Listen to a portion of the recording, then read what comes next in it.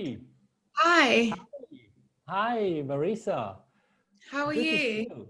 Nice Very to good. see you. Yes, thank you. Same to you.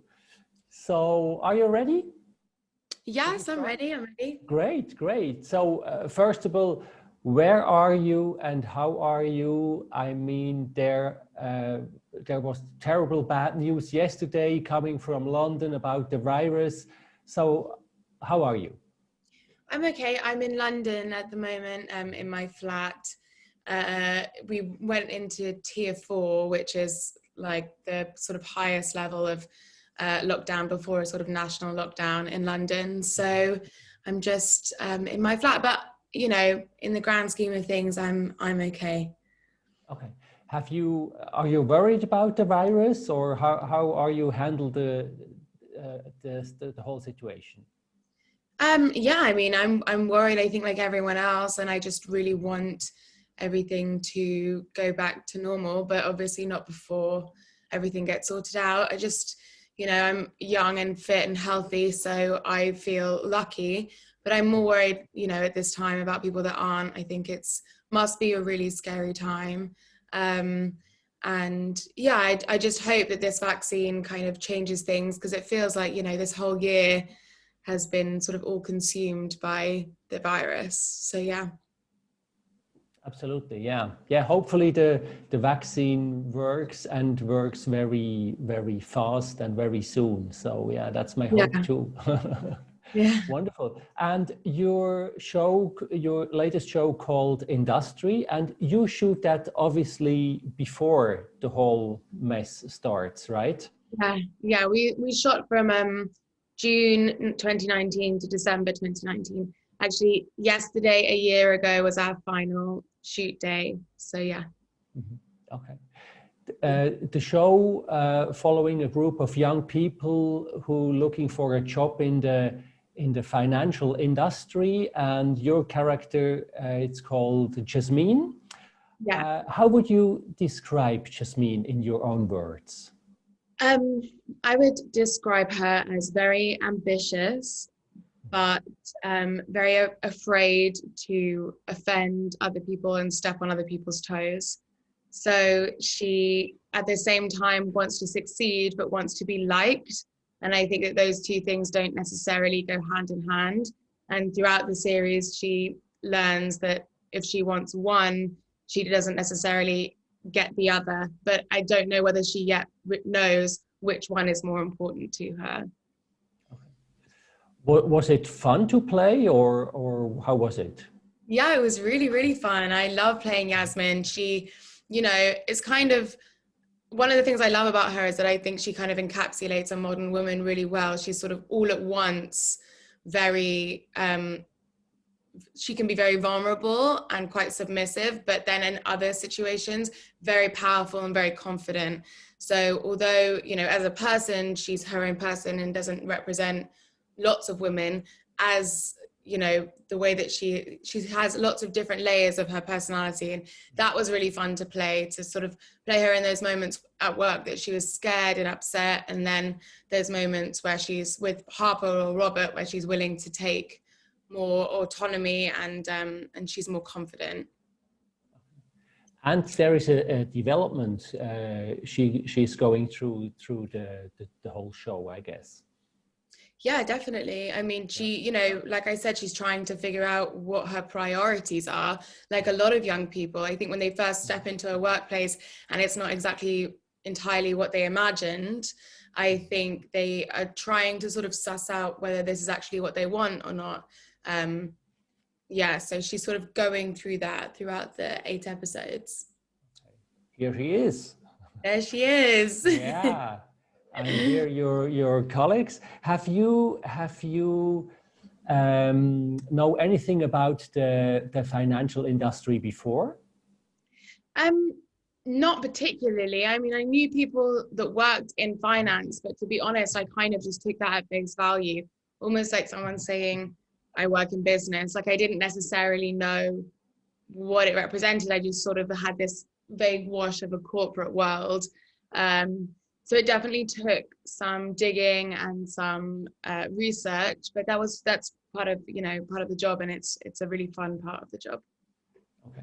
And on the other side, harassment is on that job is, it looks still a big issue. And I had no clue before how hard it is to survive in such a job. Mm. Yeah, I think, you know, I think the writers didn't want to limit it to just a finance kind of world. You know, I think it's important to say that every relationship is going to be different, and a lot of people don't experience that kind of relationship. But, you know, we know that in the corporate world, it's difficult for people, and if you really want to survive, it's about whether or not you want to sort of let things go, let things under the carpet. I mean, even in my industry, you know, the things that have come to light in the last couple of years, it's, you know, do you want to stay here and succeed here? And if so, you can't be seen to be a problem. And I think that's a problem, especially for young women. You know, if you're a problem, then you don't really have a future here. So it's sort of about keeping silent and keeping your job, or vice versa, or the other way around. Okay. There are also some sex scenes in the show. It looks like to me that the characters want to take the pressure of her job with having sex or looking for love or looking for a relationship. Is that the right impression? Yeah, I think, you know, I think it was supposed to be, these are very young people, and they're trying, in the same way at work, they're trying to figure out where they stand and what they want. I think, you know, in their intimate lives and in their relationship, they're also sort of figuring out where they stand with each other and what it is that they actually want. I think, you know, there's no music behind any of the sex scenes. They're lit in a kind of sort of slightly jarring way. It's very intense. And I think that was supposed to make it seem, you know, as realistic as possible, and young and clumsy sometimes. I think, you know, that was part of it. It's not always kind of amazing, and especially when you're doing it with someone for the first time, it can be clumsy and embarrassing. And I think that does come across in those scenes. Okay. Talking about realistic, do you think the whole thing about the financial industry is realistic in that show? You know, I think it's kind of, I think you have to take every show with a pinch of salt, but I think that it does it pretty well. And, you know, a lot of people that I've spoken to, they think it's incredibly accurate, and especially those that work in London. I think it portrays the general vibe of the city really well. And also I think that the language that the people use, there was never, I think it was important to the writers to not dumb the show down for an audience, just assume that everyone's going to get it and, you know, be able to follow. And I think that in that sense, I think the people that work in the industry, in the financial industry, really appreciate that about the show, because, you know, I think it does sound and look a lot like what a day in the life looks like. Some of the relationship stuff, obviously, that's not necessarily going to be the same everywhere you go. Here is you at the fitness center, so it's very important you have a life beside your job. Is that true? Yeah, right. Definitely. Good. What do you think? What will people gain from that show? What is the message? I think that personally, when I read the script, I think for a lot of people, what you see is when you're that young, how much everything feels so important and the stakes feel so high. I think it's important to remember for young people that if you make a mistake on your first day of work, it's not going to determine the rest of your career. But I think that people relate to that sense of desperation in these young people. And that's kind of what they gain for it. Hopefully people gain the idea as well that if you're in a toxic work environment, you can leave.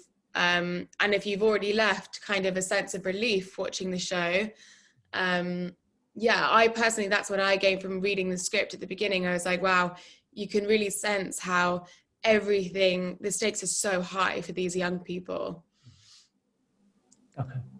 So your Jasmine is one of the leading characters in the show. It's a big issue for your career, and I really love the show. It was entertaining. It was thrilling. It was a little bit shocking on some moments. So it's a big deal, I think, for you. Is that the right impression? Yeah, I think so. I mean, I hope so. You know, it's when I originally got the script, it was just such an amazing opportunity to be able to do. I love HBO and I love what they do.